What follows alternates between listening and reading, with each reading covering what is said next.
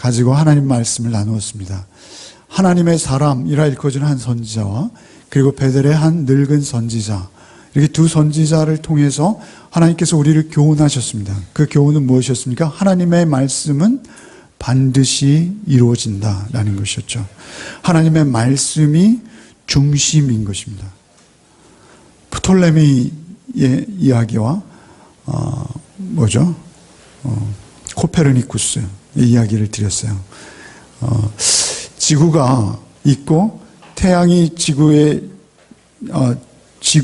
중심으로 태양이 도는 것이 아니라 태양이 있고 태양을 중심으로 지구가 도는 것이다. 그러니까 우리는 하나님의 말씀을 우리가 받아서 하나님의 말씀을 이용해서, 좀 나쁘게 표현하면 이용해서 우리가 성공하고 출세하고 번영하는 수단으로 삼는 것이 아니라, 중요한 것은 하나님의 말씀이 계시고 그리고 우리는 그 말씀 앞에 순종하며 복종하며 말씀이 중심이 되어서 우리는 태양이 가운데 있고 그리고 지구가 그 주변을 돌듯이 우리의 인식이 전하는, 항상 말씀을 따라서 그 궤적을 쫓아 사는 삶이 그리스도인의 삶이다라는 것을 다시 한번 우리가 기억했습니다.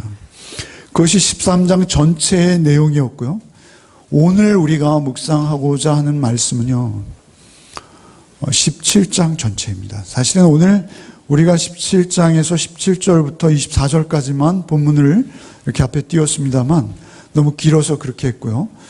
사실 열왕기상 17장은 지난주 우리 한 주간 3일 동안 역시 묵상한 말씀이죠.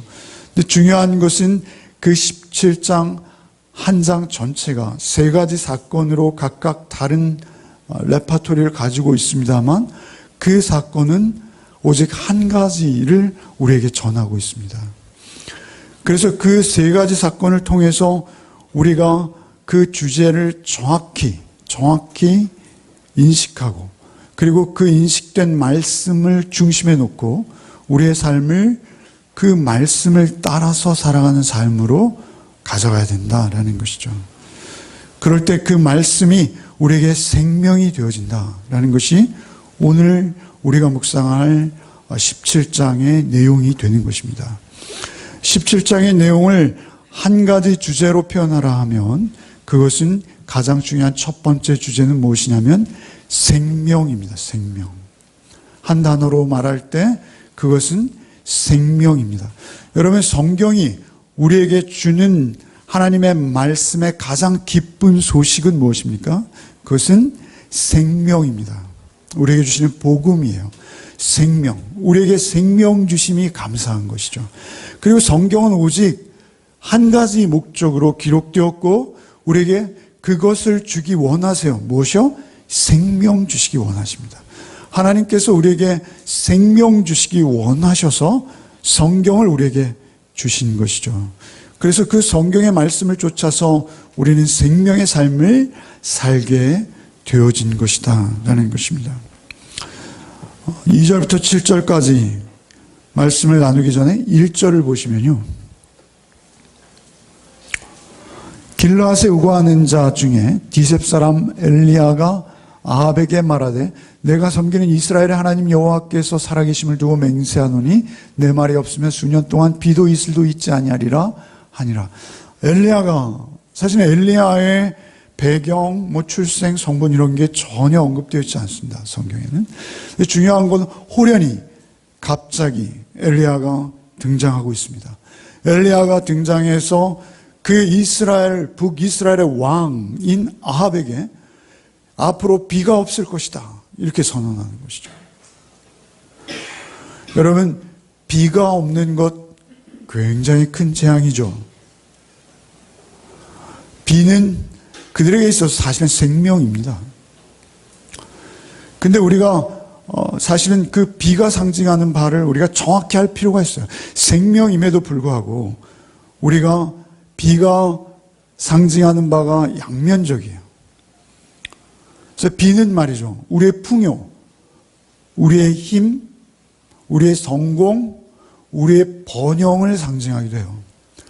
그래서 사실은 엘리야가 그렇게 갑자기 이스라엘의 아합에게 나타나 비가 없을 것이다 라고 선언한 이유는 무엇일까요? 그것은요, 그들이 그 비가 하나님보다 높아진 거예요. 비는 우리에게 필요해요. 비 없이는 그 농경사회에서 어떠한 작물도 수확할 수 없고요. 생명을 유지할 수 없습니다. 그것을 말하는 것이 아니라 중요한 것은 그 비가 사실은 그들에게 하나님보다 높아져 버린 것이 그들의 문제였어요. 16장 31절을 한번 같이 읽겠습니다. 우리 성경을 다 가지고 계시죠? 한번 읽겠습니다. 느밧의 아들 여로보암의 죄를 따라 행하는 것을 오히려 가볍게 여기며 시돈 사람의 왕 엣바알의 딸 이세벨을 아내로 삼고 가서 바알을 섬겨 예배하고. 그러니까 이렇게 가뭄이 오게 된 이유는 무엇이냐면요, 그들이 비를 하나님 위에 둔 거예요. 엣바알의 딸 이세벨을 데려왔을 뿐만 아니라 여로보암의 죄를 오히려 가볍게 여기고 그가 우상에게 절하기 시작한 거예요. 하나님을 버린 건 아니에요. 하나님의 재단이 그대로 있어요. 이스라엘의 역사에 하나님을 공식적으로 버린 적은 한 번도 없어요. 중요한 것은 그들이 바알 신당을 짓고 바알을 함께 섬기기 시작한 것입니다. 바알 앞에 절하기 시작한 것이죠. 그래서 하나님께서 그들에게 바알은 생명이 아니다 하는 것을 교훈하시기 원하시는 거예요. 우리는 사실 우리의 의식주의 문제, 우리가 먹고 사는 문제, 우리의 성공, 우리의 번영, 이런 것들이 우리의 전부인 것처럼 여길 때가 얼마나 많은지 몰라요. 근데 중요한 것은 그것이 사실은 하나님 앞에서는 사소한 것이요, 그것이 하나님보다 결코 높아져서는 안 된다라는 것이 우리의 생명이에요, 사실. 그래서 그 생명을 쫓아서 하나님께서 그 이스라엘에게 비를 그치게 하신 거예요. 그런데 그 그친 사건은 사실은 이 세 가지 모든 사건들을 통해서 하나님만이 생명이다라는 것을 우리에게 교훈하시고자 하시는 거예요. 생명, 누구에게 있어요? 오직 하나님께 있음을 우리에게 교훈하시고자 하시는 것입니다. 여러분, 2절부터 7절까지 말씀은 무엇이죠? 그리시네가에서 엘리야가 까마귀로부터 공개를 받는 것입니다. 여러분, 그것은 말이죠, 구구한 많은 설교와 성경의 해석들이 우리에게 전의식으로 깔려 있어요. 그러나 그 모든 것들을 보지 마시고요, 중요한 것은 무엇이냐면 이 한 가지 사건은 하나님 외에는 생명이 아니다라는 것을 우리에게 교훈하시는 것입니다. 여러분, 까마귀는요, 유대인에게 있어서 아주 흉한 짐승입니다. 까마귀는 먹지 못하는 새예요. 그런데다 까마귀는요, 맹수가 남긴 그 뼈에서 힘줄까지, 살점은 물론이고요, 그 남긴 음식을 싹 청소하는 게 까마귀잖아요. 그런데 그 까마귀가 놀랍게도 고기와 떡을 엘리야에게 물어다 주는 것이죠. 그것은 무엇입니까? 사실은 까마귀와 같이 보잘것없고 도저히 그러한 일을 감당하지 못할 그런 미물, 그러한 피조물일지라도 하나님께서 원하시면 어떠한 상황과 어떠한 형편과 처지 가운데서도 하나님께서는 우리를 먹이실 수 있는 분이라는 것을 우리에게 보여주시는 것입니다. 사실은 엘리야는 이러한 과정을 통해서 예수께서 마치 그 사역을 하시기 전에 광야에서 굶주림의 시험을 거치신 것처럼 엘리야에게 있어서는 세상의 어떤 음식이나 또는 우리의 의식주의 문제, 우리의 성공, 우리의 번영, 우리의 부유함, 그런 것들이 결코 하나님을 앞서면 안 된다라는 것부터 이제 첫걸음으로 하나님 앞에 훈련받기 시작하는 것입니다. 그러니까 우리가 하나님의 사람으로 산다는 것은 우리가 그러한 세상적인 환경과 조건에서 자유하는 것으로부터 출발합니다. 그것을 말씀하시는데요. 그것이 상징하는 바는 결국 생명입니다. 음식이 상징하는 바는 무엇이죠? 생명을 유지하는 것이죠. 그러니까 이 까마귀의 사건 생명입니다. 그런가 하면 두 번째 등장하는 사르밧 과부를 통해서 드러난 이 사건은 무엇입니까? 그것은 하나님의 말씀의 능력과 인간이 어떻게 반응하는지에 다소는 복잡해 보이는 사건입니다. 그러나 이 사건도 우리에게 교훈하는 바는 한 가지입니다. 그것은 무엇입니까? 생명입니다. 생명. 사르밧 과부가 이제 한 줌 남은 그것을 먹고 아들과 함께 죽기를 작정하였을 때 엘리야가 와서 사실은 그녀가 순종할 수 없는 이상한 제의를 던졌고 그 제안에 그녀가 순종의 냄으로 인해서 사실 그에게 생명이 찾아오는 것이죠. 사실 이 사건은요, 성경에서 우리가 너무나 잘 알고 있고 이와 유사한 사건들이 너무 많아요.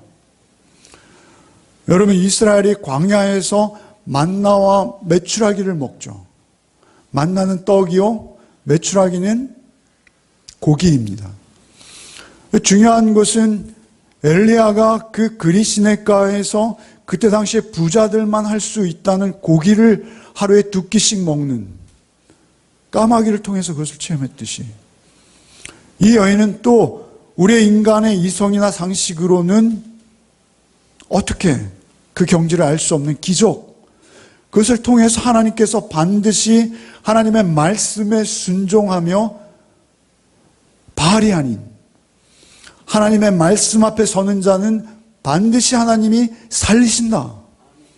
이것을 보여주시는 것이 바로 이 사르밧 과부의 사건인 것입니다. 그 광야에서 만나와 메추라기를 먹이시는 하나님, 그 광야 빈들에서 예수께서 말씀을 전하실 때, 산상수훈 전하실 때 배고파하고 또 목말라하고 또 밤은 어두워질 때 예수께서 오병이어의 기적으로 그들을 배불리신 사건, 다 동일한 사건입니다. 중요한 것은 하나님께서는 우리에게 생명으로 찾아오시는데 중요한 것은 말씀을 경청하고 순종하는 그들을 결코 배 굶지 않게 하시겠다는 것입니다. 그것은 주의 종을 대접하면 떡반죽 그릇에 이게 떨어지지 않고 풍요와 번영을 누릴 것이다, 이런 말씀은 아니에요. 그것이 아니고요, 말씀에 순종하고 말씀 앞에 반응하는 자는 하나님이 반드시 먹이시겠다, 그 약속인 것입니다. 오직 그 약속으로 하나님께서 생명을 보여주시는 거예요. 17절부터 24절까지는 질병으로 죽었던 그 과부의 아들이 다시 사는 거예요. 구약 성경에 사람이 죽었다가 다시 사는 첫 번째 사건입니다. 그 첫 번째 사건을 통해서 하나님만 생명이라는 것을 점점 더 강하게 부각시키시는 거예요. 엘리야가 까마귀로부터 받았다가 그 다음에 사르밧 과부, 그 이방 여인, 한 여인과 함께 하나님의 말씀이 어떻게 상호작용해서 그를 생명으로 살려내는가를 보이시고, 그리고 이제 과부의 아들이 죽었다가 사는 것을 통해서 그 생명이 정확히 누구로부터 어떻게 임하는지를 우리에게 보여주시는 사건, 세 가지 사건이 17장 전체를 꿰뚫고 있는 것입니다. 그 모든 사건은 오직 하나, 생명을 우리에게 설명하고 있습니다. 그런데 사실은 생명으로 이렇게 세 사건이 뚫리는데요, 중요한 것은 거기에 하나 따라오는 게 있어요. 생명의 통로가 되는 한 작용이 있어요. 그것은 무엇이냐면 생명에 개입하는 하나님의 말씀입니다. 사실은 이 세 사건은 생명과 말씀이 시줄과 날줄처럼 얽혀서 맞물려서 돌아가고 있어요. 지금 우리가 그 세 사건을 생명이라는 관점에서 보았다면 이제 말씀이라는 관점에서 우리가 볼 수 있어요. 하나님의 말씀을 대언하는 자 엘리야, 그에게 하나님의 말씀이 임하였고 그 임하신 말씀으로 그는 바로에게 그것을 선언했고, 그 까마귀로부터 공개함을 받는 그것은 2절에 보시면 2절 첫 절이 어떻게 시작되고 있습니까? 여호와의 말씀이 엘리야에게 임하여 이르시되, 그러니까 여호와의 말씀이 엘리야에게 임하여 이르심으로부터 까마귀의 공개를 받는 자리로 나가는 것이죠. 여호와의 말씀이라는 측면에서 우리가 한 가지 또 떠오르는 것은요, 그 엘리야가 그리 시냇가에 숨지 않습니까? 엘리야 자체는 하나님의 말씀으로 대변되는 거예요. 하나님의 선지자는 하는 일이 무엇이죠? 하나님의 말씀을 대언하는 게 하나님의 선지자입니다. 그러면 하나님의 선지자가 그리 시냇가에 숨었다는 건 무엇이죠? 하나님의 말씀이 숨은 거예요. 하나님의 말씀이 숨은 시대를 우리는 암흑시대라 부르는 것이죠.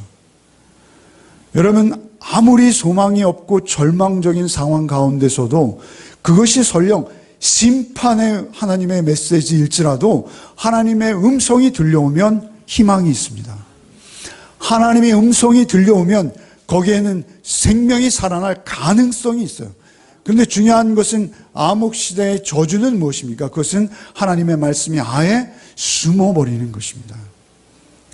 그렇게 숨어버린 하나님의 말씀이 그리 시냇가에 숨어버린 것이죠. 두 번째 사건은 무엇입니까? 그 말씀이 사르밧 과부에게 나타나는 거예요. 그런데 그 사르밧 과부에게 하나님의 말씀이 나타났을 때 사르밧 과부가 그 하나님의 말씀을 영접하는 거예요. 무엇으로요? 순종함으로. 자기의 남은 그 한 움큼밖에 안 되는 그 식량을 그에게 제공함으로 그가 하나님의 말씀을 영접하는 거예요. 그리고 나서 그가 8절에 이렇게 말씀하시죠. 여호와의 말씀이 엘리야에게 임하여 이르시되 너는 일어나 시돈에 속한 사르밧으로 가서 거기 머물라. 그곳 과부에게 명령하여 내가 음식을 내게 주게 하리라. 말씀이 인도하셔서 가셨고, 그리고 말씀의 인도함으로 받아서 물을 좀 달라. 사실 이것은 굉장히 염치 없는 부탁이에요. 그런가 하면 내 손에 떡 한 조각을 내게로 가져오라. 사사건건 당시로서는 말도 안 되는 이야기를 지금 엘리야가 그 사르밧 과부에게 하는 거예요. 내 손에 있는 떡 한 조각, 그게 다예요. 그런데 그 떡 한 조각을 내게로 가져오라. 이게 얼마나 염치 없는 짓입니까? 사실은 어느 시대를 막론하고 과부는 그 사회의 최고 약자요, 빈자입니다. 과부는 공개의 대상이지 공개를 받을 만한 대상이 아닙니다. 그런데 그 공개해야 할 과부에게 공개를 요구하시는 것이에요. 그런데 그 요구에 순종한 그녀에게 하나님께서는 생명으로 임하시는 것이죠. 그런데 그 사건 전체가 하나님의 말씀을 상징하는 거예요. 하나님의 말씀이 그 여인에게 찾아가는 것이죠. 그리고 마지막 죽었던 아이가 살아나는 것, 그것은 무엇입니까? 역시 그것도 말씀이에요, 주제가. 그 아이가 살아나자 그 어미가 24절 마지막 말씀에, 오늘 17장 24절 말씀에 이렇게 말하죠. 여인이 엘리야에게 이르되 내가 이제야 당신은 하나님의 사람이요 당신의 입에 있는 여호와의 말씀이 진실한 줄 아노라, 이렇게 고백하죠. 중요한 것은 결국 처음부터 끝까지 관통하는 또 하나의 주제는 무엇이라는 거예요? 하나님의 말씀이라는 거예요. 그러니까 하나님의 말씀과 하나님의 생명이 함께 역사하고 있어요. 제일 중요한 것은 하나님의 생명은 그저 우리의 어떤 신비한 현상이나 신비한 환상으로 우리에게 찾아오시는 것이 아니라 하나님의 말씀은 반드시 말씀과 그 말씀에 순종하는 대상을 통해서 역사하시고 찾아오신다라는 것을 우리에게 교훈하는 것입니다. 사실은 지난주에 우리가 이 말씀을 쭉 묵상해 왔습니다만 언제나 변함없는 것은 생명과 말씀은 짝이에요. 그래서 말씀의 능력이 그에게 임할 때 생명으로 그가 살아나는 것입니다. 그래서 예수는 자신을 무엇으로 표현하십니까? 말씀이 육신이 되어 우리 가운데 임하셨다, 이렇게 표현하시는 거예요. 그래서 그 말씀을 받아들이면, 예수를 받아들이면 우리가 생명이 되는 거예요. 그것은 놀라운 신비인 것입니다. 그것이 신비예요. 그 신비를 경험하는 것이 하나님의 말씀을 받는 것이고요. 여러분 8절에서 16절 이 두 번째 사건은 우리에게 교훈한 바가 많아요. 지도를 한번 보여주시죠. 여러분 여기에 보시면 이 초록색 구별이 보이시죠? 초록색과 노란색이 구별되시죠? 지도를 제가 밝게 만들려고 최선을 다한 게 요거밖에 안 돼서 죄송합니다. 예, 그거 뭐 끄지 않으셔도 돼요. 지도가 중요하진 않아요. 근데 중요한 것은 이 이스라엘의 지경을 떠난 두로와 시돈이 위에 보이시죠? 그리고 그 두로와 시돈 사이에 사르밧이 있잖아요. 그죠? 이 여인은 사르밧에 사는 과부예요. 여러분, 두로는 어떤 곳입니까? 우리가 읽었듯이 바알의 딸 이세벨의 근거지예요. 바알 숭배의 근거지예요. 그 바알 숭배의 근거지 두로와 시돈 그 사이에 중심에 사르밧이 있는데 그 사르밧으로 하나님의 말씀이 찾아가시는 것이죠. 놀라운 것입니다. 이스라엘 전체는 지금 엘리야를 잡아서 죽이려고 하고 있어요. 왜요? 그가 가뭄이 오게 했다는 거예요. 그러니까 놀랍게도 그들은 말이죠. 그 자신들의 가난과 이 가뭄, 이 비참한 상황이 하나님 때문에 생겼다라고 여기는 거예요. 우리가 때로는 불 켜세요. 저도 여러분의 눈을 봐야 돼요. 환상을 보시는지 저를 보시는지 저도 확인을 해야 되거든요. 여기서 환상을 본다는 것은 중요한 것은 그렇게 하나님께서 그를 놀랍게도 적진의 한가운데 시돈 사람의 왕 엣발의 딸 이세벨의 근거지로 보내시는 거예요. 그리고 거기에서 바알이 아무것도 할 수 없는 우상이라는 것을 보여주시는 거예요. 그 힘, 풍요, 번영, 그 소위 말하는 돈, 그것이 우리에게 하나님보다 높아질 수도 없고 그것이 우리에게 아무것도 해줄 수 없다는 것을 오히려 보여주는 거예요. 오히려 하나님만 우리에게 생명이 될 때 그 돈이, 그 번영이, 그리고 무언가 우리에게 작게 주어진 것, 그것이 작은 한 줌의 밀가루일지라도 그것이 의미가 된다는 것입니다. 중요한 것은 그렇게 그 적진 한가운데, 등잔 밑이 어둡다 하잖아요. 그곳으로 하나님께서는 엘리야를 보내시는 것이죠. 그런데 그 엘리야가 이르는 그곳에 사르밧 과부가 있어요. 과부가 하는 말이 무엇입니까? 과부가 하는 말이 무엇이죠? 닥치면 딱 나와요. 기가 막힙니다.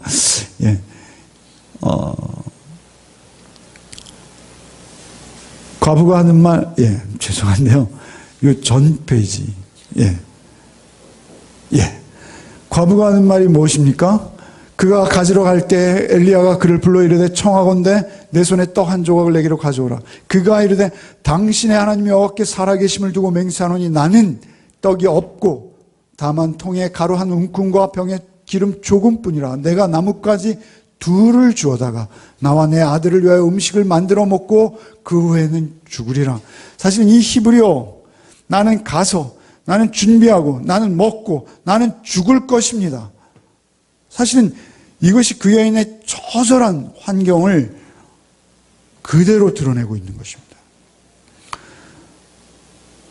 그렇게 있을 때 엘리야가 그 여인에게 말하죠. 두려워 말라. 이렇게 말씀하세요. 두려워 말라. 하나님의 구원의 역사는요, 사실은 그 전적인 헌신, 또 하나님의 말씀 중심으로 내 삶이 바른 태도로 섰을 때, 그때 우리는 하나님의 말씀의 역사를 경험하기 시작합니다. 중요한 것은 그때 하나님께서, 우리가 그렇게 쓸 때 하나님께서 우리에게 주시는 말씀 무엇이죠? 두려워 말라요. 두려워 말라인데, 중요한 것은 그 결과로 우리에게 모든 두려움이 사라지는 것입니다. 놀랍게도 이 착한 여인은 그 시험을 통과하고 그 말씀에 순종함으로써 생명을 얻는 것입니다. 오늘 본문이 우리에게 교훈하는 바를 마지막으로 묵상하겠습니다. 이 본문이 교훈하는 바는 무엇입니까?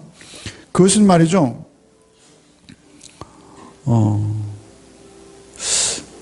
죽음, 결국은 이 죽음에서부터 우리를 찾아오시는 말씀의 능력입니다.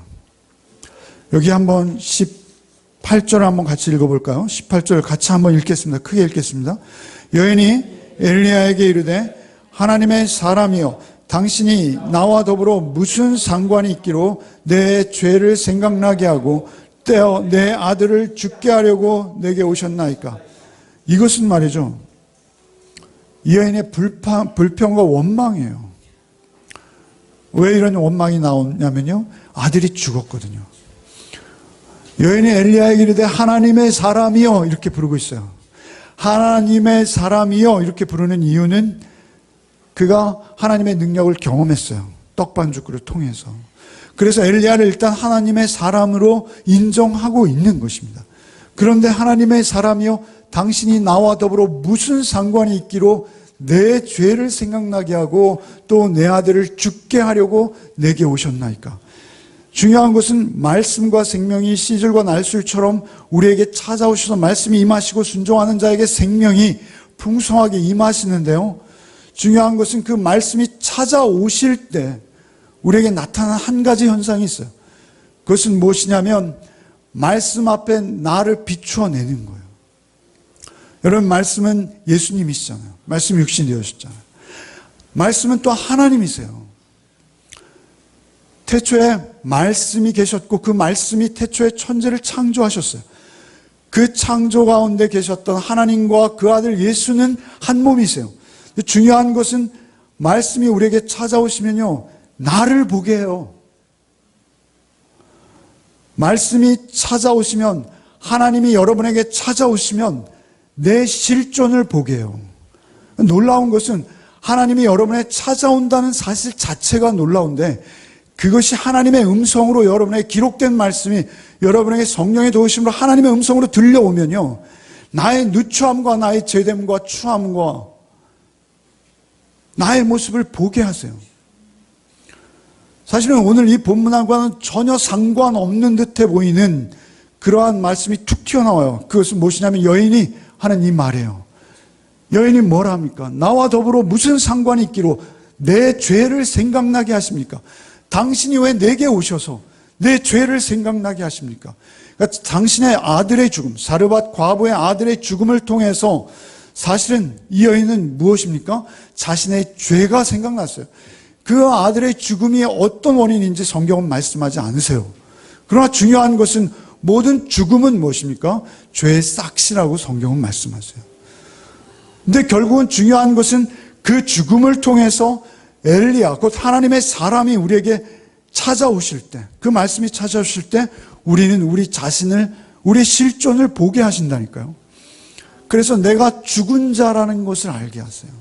하나님의 말씀에 반응할 수 없는 죽은 자라는 것을 알 때 우리가 살 수 있어요. 근데 중요한 것은 당신이 나와 무슨 상관이 있기로 내 죄를 생각나게 하고 또 내 아들을 죽게 하려고 내게 오셨습니까? 여러분, 이 말씀 앞에서 우리 생각나는 병행구절이 있죠. 여러분, 너무 많이 말씀드려서 다 아실 텐데요, 다시 그 말씀을 안 드릴 수 없어요. 베드로가 예수를 만날 때 첫 장면, 누가복음 5장의 말씀 기억하시죠? 예수께서 오셔서 내 그물을 배 오른편에 던져봐라. 던졌더니 소위 말하면 세상에서 말하는 번영과 축복이 그물에 한가득 찼어요. 그물에 한가득 돈이 걷어 걸린 거예요. 어부에게 그 큰 생선이 끌어올릴 수 없을 만큼 걸렸잖아요. 그런데 베드로는 그 축복 앞에서 오히려 두려웠어요. 그래서 예수께 무릎을 꿇고 주여 나를 떠나소서 나는 죄인이로소이다 이렇게 고백하는 것이죠. 그럴 때 주님께서 하신 말씀도 동일해요. 두려워 말라. 두려워 말라. 이제부터 너를 세상의 번영과 성공을 쫓아 물고기를 잡는 자가 아니라 하나님의 영원한 생명을 전하는 자로, 사람을 낚는 업으로 내가 너를 쓰겠다. 두려워 말라. 이렇게 말씀으로 찾아오시는 것이죠. 사실은 이 여인도 동일한 과정을 경험하고 있는 거예요, 지금. 하나님의 말씀이 찾아오셨을 때, 주여 나를 떠나소서, 나는 죄인입니다. 당신을 맞을 준비가 안 되었습니다. 라고 말할 때 거기서부터 생명은 시작되는 거예요. 거기서 주께서 두려워 말라 라고 말씀하시면서 그 여인에게 응답하기 시작하는 것입니다. 우리는 여기 자세히 봐야 돼요. 긍휼이 풍성한 하나님의 말씀의 대언자는 그 죽은 아이를 향해서 나아갑니다. 어떤 모습입니까? 여러분, 유대인들에게 있어서요, 시체는요, 부정한 것입니다. 시체는 만지면 안 돼요. 왜요? 말씀드렸듯이, 서두에 말씀드렸듯이 성경은 무엇입니까? 하나님의 말씀은 생명이에요. 생명을 주시는 말씀이에요. 우리가 하나님의 사람이라는 것은 생명의 전달자요, 생명의 통로인 거예요. 그런데 죽음을 만지는 것은 우리가 금지된 것입니다. 근데 중요한 것은 말이죠, 엘리야가 놀랍게도 유대인, 그것도 선지자임에도 불구하고 그 아이를 만지는 정도가 아니라 그에게 몸을 펴서 그의 위에 몸을 포갭니다. 여기 본문에 어떻게 표현해? 그 아이 위에 몸을 3번 펴서 엎드리고, 3번씩이나 펴서 엎드린다라는 이 말씀은 말이죠, 밀착한다는 거예요. 맞댄다는 거예요. 그 시체의 얼굴과 맞대고, 그리고 그 몸을 몸과 맞대고, 그렇게 그 죽음 앞에서 그를 자신과 동일시하는 거예요. 여러분, 누가복음 7장에서 우리가 살펴본 바가 있어요. 예수께서 오셨을 때 그 과부의 아들이 죽은 것, 그 장사진의 행렬을 보시고 예수께서 가셔서 그를 살려주세요. 살려주시는데 굳이 그 행렬에 다가가셔서 그 관에 손을 얹으십니다. 유대인들이 깜짝 놀라서 그 시체에 손을 얹는 그 행위 때문에 그들이 멈추죠, 그 자리에서. 그들의 관은 뚜껑이 없어요. 손을 대시고 그리고 그 청년에게 말씀하십니다. 일어나라, 일어나라. 예수께서는 오셔서 많은 죽음의 병들, 문둥병자들, 그들을 치유하실 때도 말씀으로 하실 때도 있었으나 오히려 그들을 만지실 때가 더 많아요. 왜 그렇습니까? 예수께서 우리의 죽음을 안타깝게 여기시고 우리와 당신을 동일시해서 당신 스스로 죽음으로 들어가시는 거예요. 근데 중요한 것은 그렇게 엘리야가 기도하는 것이죠. 그러자 그 아이에게 하나님이 다시 생명을 불어 넣어 주십니다. 혼이 돌아왔다. 네페시라는 호흡입니다. 호흡. 성령, 영이고요. 그렇게 그에게 생명이 돌아오고 아들에게 생명이 돌아온 것을 본 여인이 24절에 고백하는 이 말씀, 여인이 엘리야에게 이르되 내가 이제야 당신은 하나님의 사람이요 당신의 입에 있는 여호와의 말씀이 진실한 줄을 아노라 고백하는 거예요. 여러분, 말씀이 진리인 것은 어떻게 체험합니까? 말씀의 순종함으로 체험합니다. 여러분의 뜻과 여러분의 생각, 여러분의 계산과 전혀 다른 하나님의 말씀이 성령으로 여러분 앞에 혹은 여러분 안에서 말씀하실 때 여러분을 쳐서 그 말씀에 복종시켜 보신 적이 있으십니까? 그때 우리에게 생명이 역사합니다. 그때 우리에게 놀라운 생명이 하나님의 약속의 말씀대로 고스란히 임하는 것을 여러분 경험하시게 될 것입니다. 중요한 것은 말씀에 대한 순종으로 그 여인은 이제 기근이 더 이상 문제가 아니에요. 그 여인에게 있어서 가뭄도 그의 환경도 오히려 문제가 되지 않았을 것입니다. 그의 아들이 사실은 그에게 있어서 그의 아들은요 자신의 생명보다 귀합니다. 그 여인은 과부예요. 이제 다시 아들을 낳을 수도 없습니다. 뿐만 아니라 이제 그 아들이 죽었다는 거예요. 그녀에게는 모든 소망이 사라져버린 것입니다. 그런데 하나님께서 그 광야 같은 삶 속에서 그 여인을 찾아오셔서 말씀을 주시고 생명으로 그를 새롭게 하신 것을 그가 직접 경험한 것입니다. 그보다 더 놀라운 경험은 없습니다. 여러분, 우리가 큐티를 하고 말씀을 따라가는 삶은 사실 이 여인이 살았던 삶과 동일한 거예요.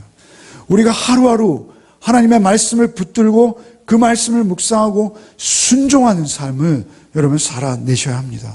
그때 우리는 생명을 경험하게 되는 것이죠. 하나님은 심판의 하나님이십니다. 그래서 하나님은 죽음도 주장하세요. 그래서 우리가 하나님 앞에서는 늘 두려움으로 경외함으로 깨어 있어야 되는 거예요. 여러분 1절 말씀, 길르앗에 우거하는 자 중에 디셉 사람 엘리야가 아합에게 말하되 내가 섬기는 이스라엘 하나님 여호와께서 살아계심을 두고 맹세하노니 내 말이 없으면 수년 동안 비도 이슬도 있지 아니하리라. 결국은 그 가뭄, 그 죽음의 심판은 누구로부터 왔습니까? 하나님께로부터 오는 거예요. 그것을 우리가 인정해야 합니다. 그런가 하면 18절 말씀에 사르밧 과부 역시 하나님의 사람을 향해서 불평합니다. 18절 말씀에 여인이 엘리야에게 이르되 하나님의 사람이여 당신이 나오러 무슨 상관이 있기에 내 죄를 생각나게 하고 내 아들을 죽게 하려고 내게 오셨나이까? 이것은 무엇입니까? 하나님께서는 먼저 우리를 구원하실 때 심판의 하나님으로 우리를 찾아오신다라는 것을 잊지 말아야 합니다. 20절 말씀에 심지어는 이 엘리야조차도 하나님을 향해 원망합니다. 여호와께 부르짖어 이르되 내 하나님 여호와여 주께서 또 내가 우거하는 집 과부에게 재앙을 내리사 그 아들을 죽게 하셨나이까? 그 깊은 죽음의 골짜기를 경험하는 거예요. 그것은 우리가 십자가를 피상적으로 받아들이는 것이 아니라 십자가가 우리의 옛 자아의 본성의 죽음으로 찾아오셔야 하는데 그것은 우리에게 그냥 거쳐가는 정도가 아니라 우리가 늘 예수와 함께 십자가에 못 박히는 사건으로 찾아오는 거예요. 여러분의 죄된 본성이 한 번 십자가에 못 박히면 끝나나요? 아니라는 겁니다. 우리는 그 심판의 하나님을 경외함이 우리에게 늘 있어야 돼요. 그러나 그보다 더 소중한 것이 있어요. 그것은 무엇입니까? 14절과 22절이에요. 생명으로 찾아오시는 14절에 이스라엘 하나님 여호와의 말씀이 나 여호와가 비를 지면에 내리는 날까지 그 통의 가루가 떨어지지 아니하고 그 병의 기름이 없어지지 아니하리라 말씀하세요. 오늘 퍼먹으면 끝난 것 같아요. 이제 오늘까지 마지막이구나. 그러나 내일 또 주신다라고 약속하시는 거예요. 그러니까 우리가 그것에 매여 있으면 우리는 그것의 종로를 타는 거예요. 그러나 우리가 그것에 자유하면 하나님께서 우리를 책임져 주시는 거예요. 오히려 하나님을 경외하고 하나님의 말씀에 우리가 묶여 있을 때 그 나머지는 하나님이 책임져 주심을 믿는 것입니다. 그것이 우리의 신앙입니다. 그럴 때 하나님께서는 비로소 우리 안에 하나님이 되시는 거예요. 22절 말씀에 여호와께서 엘리야의 소리를 들으시고 그 아이의 혼이 몸으로 돌아오고 살아난지라. 중요한 것은 살아나는 게 중요한 거예요. 살아남으로 말미암아 우리는 생명으로 이 땅을 살 수 있는 것입니다. 엘리야가 저주입니까? 축복입니까? 하나님이 우리의 삶 속에 현존하는 것이 저주입니까? 축복입니까? 중요한 것은 저주가 될 수도 있다는 거예요. 그리고 축복이 될 수도 있다는 거예요.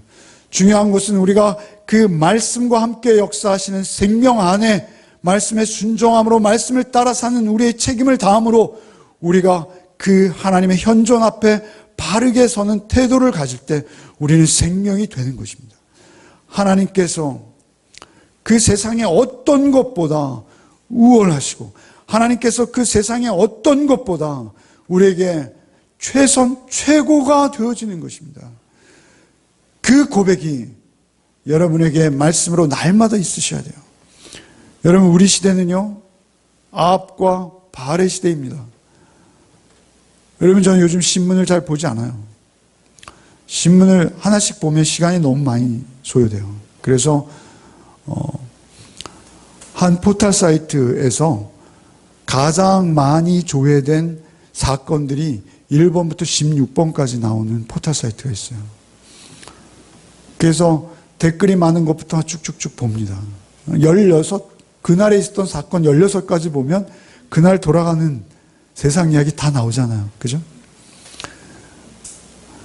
이 시대는 바알과 아세라의 시대입니다. 아합의 시대입니다. 그래서 우리는 힘을 숭상하고 끝없이 힘만을 쫓아가고 있어요. 그래서 그 힘이 전부인 줄 알아요. 심지어는 교회조차도 하나님의 말씀, 하나님의 공의와 사랑이 우리의 최우선이 아니라 세상의 힘이 우리에게 최우선이 되어 버렸어요. 여러분, 그 포털 사이트에서 제가 본 내용들은 다 죽음이에요. 죽음. 사실 우리에게 식량이 없어서 기근이 아니라 하나님의 말씀이 없어서 우리 기근이에요. 중요한 것은 그 내용들이 다 뭐냐면요, 이런 것이었어요. 1번에 올라온 것은 무엇이냐면요, 어떤 사람이요, 자기 아파트에서 공사하는데 페인트 칠하는 페인트 공이 창문 밖에 있는데 핸드폰에 음악을 너무 크게 틀었다는 거예요. 그래서 너무 짜증이 난다는 거예요. 그래서 그 페인트 공의 생명줄을 올라가서 끊어버렸어요. 그 잘 끊어지지도 않는다는데 그것을 끊어버린 거예요. 그 생명줄에는 7 식구의 생계를 책임지는 한 가장이 매달려 있었어요. 죽음의 질병이, 기근이, 아합의 시대가, 바알의 시대가 바로 오늘 우리가 사는 이 시대 아닙니까? 그런가 하면 그 수위에 올라온 것은 저 제목만 읽고 내용은 안 봤어요. 너무 끔찍해서요. 어떤 여인이 자기의 자녀 2명을 냉동실에 넣어놨다는 거예요. 그것도 그냥 하루 이틀이 아니라 오랜 기간 넣어놨다는 거예요. 그것이 수위의 검색 사이트에 사회면 기사로 올라와 있었어요. 여러분, 가뭄이 바로 이 시대 아닙니까? 그런가 하면 계속 그런 식의 뉴스였어요. 그런 개인의 죄악뿐만이 아니라요, 중국에서는요, 한 군사 무기를 실험했는데요, 우리가 생각하는 드론이라는 그것보다 더 큰 비행체처럼 된 119대의 비행기가 한꺼번에 떠올라서요, 그것이 충돌하지도 않고요, 마치 벌떼처럼 질서정연하게, 그러나 각자의 임무를 수행하면서 119대가 동시에 비행하는 한 컨트롤 타워를 통해서 그런 실험을 했대요. 그런데 그 비행체, 드론이 실을 수 있는 무기는요, 핵무기까지 탑재할 수 있답니다. 그러면 여러분, 이제 패트리어트도 소용없는 거예요. 사드, 그런 거 소용없는 거예요. 119개의 비행물체가 벌떼처럼 달려들면 어떻게 그것을 막겠어요? 그런 시험을 중국에서 성공적으로 마쳤다는 거예요. 여러분, 북한이 핵을 가지는 것 때문에 우리가 얼마나 긴장해 있습니까? 세계가 다 긴장해 있잖아요. 그런데 북한이 가지는 핵은 문제고 중공이나 미국이 가지고 있는 핵은 문제가 아닐까요? 그들도 동일하게 위험한 존재들일 수밖에 없습니다. 우리는 죽음이 온통 이 땅을 덮고 있는 거예요. 아합과 그리고 이세벨, 그 바알의 시대가 그 시대만이 아니라 오늘 우리가 살고 있는 이 시대도 역시 동일한 거예요. 이 죽음이 온 땅을 덮고 있는 이 시대, 여러분, 우리에게 필요한 것은 무엇입니까? 여러분에게 힘이 필요합니까? 그 중국의 그 비행물체, 그런 것들을 다 때려부실 만한 힘을 여러분이 키우는 것이 우리의 목표일까요? 성경은 그것에 생명이 있다 하지 않으세요? 성경은 그것에 생명이 있다. 우리의 기근의 원인은 우리가 이토록 흉측한 인류의 살상무기를 각자 개발하고 손에 쥐고 있는 이 시대에도 우리에게 요구되는 건 오직 하나예요. 하나님의 말씀입니다. 하나님의 말씀이요, 그 말씀과 시들과 날들처럼 역사하는 생명이 우리에게 임하셔야 하는 거예요. 그 생명 없이는 우리는 이 땅에서 하루도 그리스도인으로 살 수 없습니다. 아니, 평안한 마음조차 우리는 지닐 수 없어요. 늘 염려와 걱정과 근심과 두려움의 종일 수밖에 없는 거예요. 그러나 하나님께서 말씀으로 우리를 찾아오시고 생명으로 우리에게 임하실 때, 말씀에 순종하는 삶을 하루하루 살아날 때 그 진리의 말씀이 얼마나 놀랍고 기이한가. 그 기이한 빛 가운데 들어가서 그 말씀과 동행하는 삶을 살 때 우리는 생명이 되는 거예요. 여러분이 살아있는 그 자리가 생명이 되는 거예요. 그래서 여러분을 통해서 생명이 전해져가는 놀라운 역사가 여러분의 삶의 개인의 역사 속에서 작지만 일어나는 거예요. 여러분, 주님이 오셨을 때, 예수께서 오셨을 때 예수께서 참으로 놀랍도록 이 사르밧 과부의 이야기를 당신의 설교 중에 예화로 사용하십니다. 예수님의 첫 설교는 예수님의 고향인 나사렛, 그 갈릴리에 가셔서 예수께서 이사야서의 말씀을 읽는 것으로부터 시작되고 있습니다. 우리 한번 그곳을 가서 보겠습니다. 누가복음 4장인데요. 누가복음 4장 18절. 한번 우리 마지막으로 이 말씀만 찾아보고 설교를 마치겠습니다. 누가복음 4장 18절 이하의 말씀 한번 같이 우리 읽겠습니다. 함께 읽겠습니다. 누가복음 4장 18절 이하의 말씀.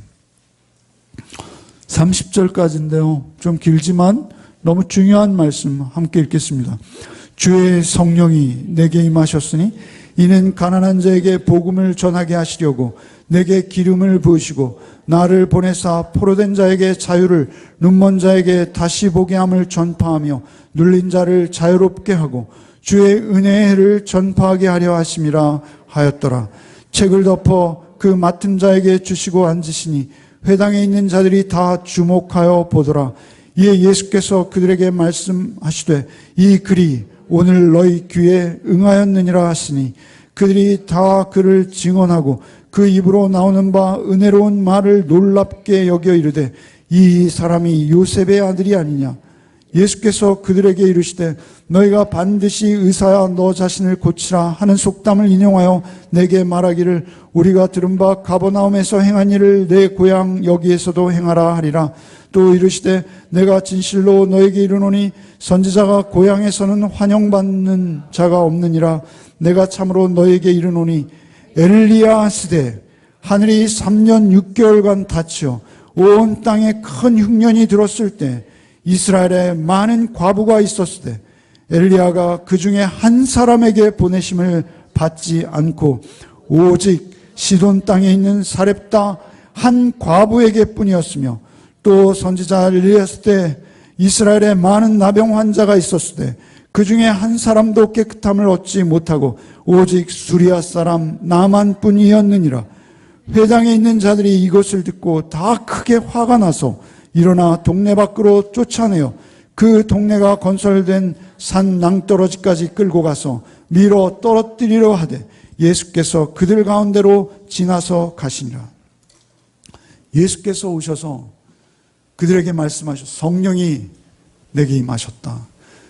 나는 가난한 자에게 복음을 생명을 주려 왔고 너에게 은혜의 해를 전파하여 너에게 희년을 선포하고 너의 모든 죄를 사하고 내가 구원하는 메시아로 너에게 왔다. 이렇게 말씀하시는 거예요. 그런데 그들이 듣지 않는 거예요. 그들이 뭐라 합니까? 여기에 보면 22절에 그들이 다 그를 증언하고 그 입으로 나오는 바 은혜로운 말씀을 놀랍게 여겨 이르되 이 사람이 요셉의 아들 아니냐. 그 은혜로운 말씀을 놀랍게 여겼어요. 그런데도 그 말씀을 바라보는 것이 아니라 누구를 바라봤어요? 예수의 인간적 육신을 바라본 거예요. 여러분 설교 시간에 목사 바라보시면 안 돼요. 누구를 바라보셔야 돼요? 말씀을 바라보셔야 돼요. 중요한 것은 예수가 오셨는데도 그들은 예수를 몰라보고 예수의 그 희년의 선포, 복음의 핵심을 그들은 저버리는 거예요. 그러니까 예수께서 뭐라 하세요? 엘리야 시대 이스라엘에 많은 과부가 있었으나 이스라엘 사람들은 전부 누구예요? 엘리야를 잡아서 죽이려 하고 있어요, 지금. 엘리야 때문에 가뭄이 왔다는 거예요. 대한민국 전체가 유병원을 쫓듯이. 너무 비유가 엉뚱합니다만, 우리에게 있어서 중요한 것은 그런 허상을 쫓으면 안 된다는 것입니다. 중요한 것은 말이죠, 하나님의 말씀이 왔는데도 그 주변 것, 우리에게 힘을 달라는, 의사가 자신을 증명하듯이 내가 한번 부와 번영을 우리에게 가져와 봐. 그러면 그때 믿을게. 그들의 요구였어요. 그런데 그것은 우상이에요. 그것은 헛것이에요. 그것에 속으면 안 되는 거예요. 그것은 하나님께서 주시는 때로는 은혜의 선물일 수 있을 뿐이지, 그것은 오히려 한 줌 밀가루밖에 안 되는 거예요. 중요한 것은 하나님 위에 그들이 바알이 가 있었기 때문에 그들은 이 말씀을 못 듣는 거예요. 그래서 유대인들은 오늘날 어떻게 되었습니까? 유대인들이 예수를 안 믿고 있잖아요, 지금도. 그 말씀하신 거예요. 이스라엘에 많은 과부가 있었지만 다 그들에게 안 가고 내가 사렙다에 있는 과부 그에게 간 것 너희들 알지? 너희 이스라엘에 많은 문둥병자가 있었지만 그 문둥병자들에 가지 않고 내가 이방의 군대 장관, 너에게 오히려 험악한 일을 했던 그 군대 장관에게 간 거 알지? 이렇게 말씀하시죠. 그런데 중요한 것은 그들의 반응은 무엇입니까? 자기를 포기하고 자기를 내려놓는 것이었어요.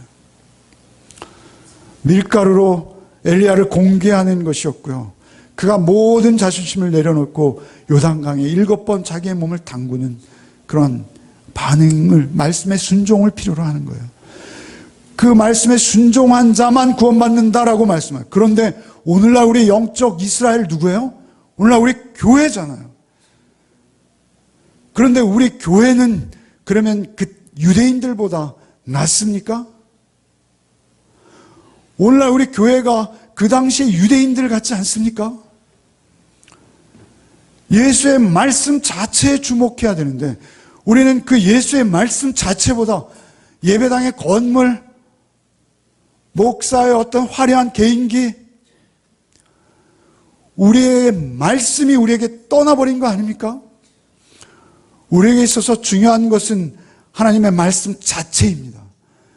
그리고 그 말씀 자체에 순종하려는 여러분의 순전한 마음이 여러분에게 중요한 것입니다. 그것만 생명이에요. 여러분, 제가 지난 한 주간 장례 예배를 집례하느라고 굉장히 분주했습니다. 예배를 드리는데요, 우리 성도님들 아멘 아멘 오셔서 화답해 주시고 제가 말씀 전하는데 얼마나 용기가 힘이 난지 몰라요. 우리 교회가 그러한 상가를 방문했을 때 여러분 집사님들이 오셔서 같이 예배 드려 주시면요, 목사 힘이 납니다. 말씀을 전하는데요, 그런데 놀랍게도 거기에 그 가족들이 안 오시는 거예요, 별로. 첫째 날도 그랬고요, 둘째 날 입관 예배도 그랬습니다. 근데 셋째 날 발인 예배가 됐는데요, 발인 예배 때 다 들어오신 거예요. 제가 좀 흥분했습니다. 목사가 욕심이 눈앞을 가려가지고 복음으로 도전을 했습니다. 복음으로 도전을 하니까요, 반응이 정확히 둘로 나타나요. 반응이 둘로 나타나요. 십자가는요, 언제나 우리에게 올 때 심판과 생명을 동시에 가져옵니다. 여러분, 십자가가 여러분을 찾아오실 때 그 앞에 여러분의 태도는 내가 죽는 것입니다. 내가 함께 그 십자가에 죽는 것입니다. 그 죽음이 없이 우리에게 생명이 없어요. 그 여인이 자신의 생명과 같은 그 한 주먹의 밀가루와 그 기름을 말씀에 순종함으로 드리는 것, 그것은 여러분의 전 재산을 교회에 드리라는 얘기가 결코 아닙니다. 중요한 것은 여러분의 생명이 오직 하나님께만 있다는 것을 인정하고 여러분의 마음에 하나님 위에 그 무엇도 두지 말라는 것입니다. 여러분, 바알은요, 그들만 섬겼던 흉측한 어떤 또 다른 우상이 아니라 언제나 우리의 마음을 덮을 수 있는 하나님에 올라가 버린 어떤 존재가 우리가 하나님을 떠나는 계기가 될 수 있다라는 것입니다. 우리에게 있어서 반드시 순전한 말씀, 그것도 오직 예수 그리스도의 십자가와 다시 사심의 부활로만 우리에게 임하시는 그 말씀, 그 영원한 생명의 말씀은 생명입니다. 생명과 말씀은 함께 역사합니다. 그 말씀이 여러분의 삶 전체가 되어주시기를 바랍니다. 여러분의 말씀과 영혼 앞에 오직 그 말씀만 충만해 주시기를 바랍니다. 세상에 어떤 다른 것도 그 무엇도 그 누구도 틈타지 못하게 하시기를 바랍니다. 그리고 오직 살아계신 주님만이 여러분의 주인이 되셔서 주님의 십자가 앞에 여러분의 모든 죄악과 추악한 욕심과 정욕과 음란함을 다 못 받고 오직 거룩과 경건으로 주님 한 분만을 온전히 오롯이 모셔드리는 복이 저 여러분에게 있기를 바랍니다. 말씀이 육신에 오신 예수가 우리 안에 충만해질 때 우리는 더 이상 기름병에 기름이 떨어졌다, 밀가루가 떨어졌다, 그것이 문제가 되지 않습니다. 우리는 더 이상 이 세상 어떠한 걱정도 염려도 근심도 우리를 두렵게 할 수 없습니다. 우리는 언제나 늘 담대할 수 있습니다. 그리고 그 생명 앞에서 우리는 큰 평안과 기쁨과 하나님 나라의 영원한 소망으로 날마다 새롭게 하시는 기대가 우리 안에 충만할 줄 믿습니다. 그 기대로 인해서 여러분은 언제나 하나님을 찬양하고 살아계신 하나님 앞에서 기쁨으로 여러분의 삶을 반응하게 하실 줄 믿습니다. 그 말씀만이 여러분의 생명 되셔서 또 우리에게 주실 새로운 한 주간의 삶 속에서도 오직 그 말씀으로 인해서 날마다 새롭게 하시는 생명의 참 소망의 맛을 한 주간 내내 맛보시는 저 여러분 되시기를 소원합니다. 시간은 많이 지났습니다만 288장 찬송하고 기도하고 마치겠습니다.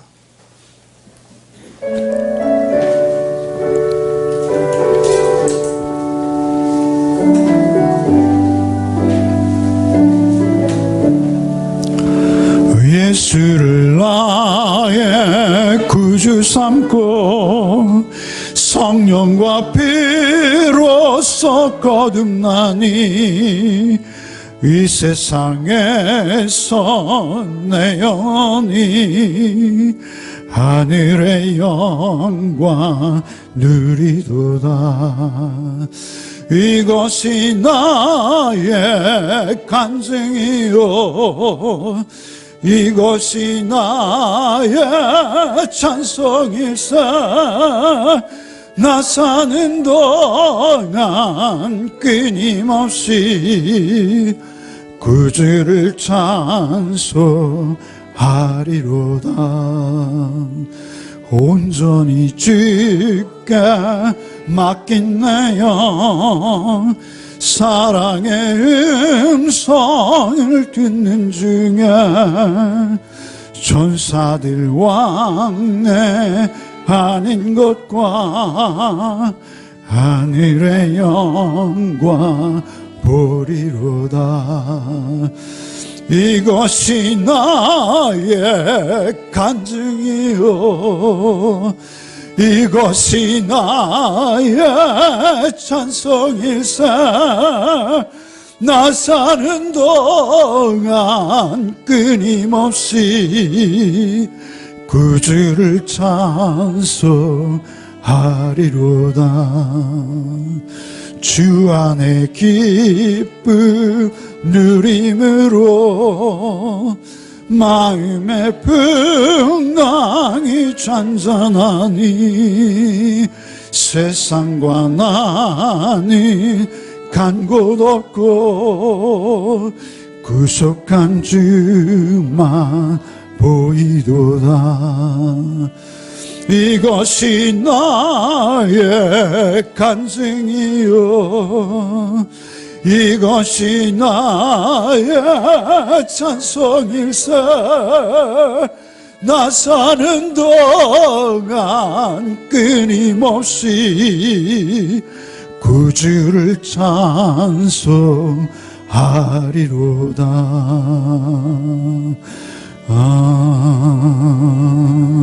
아멘.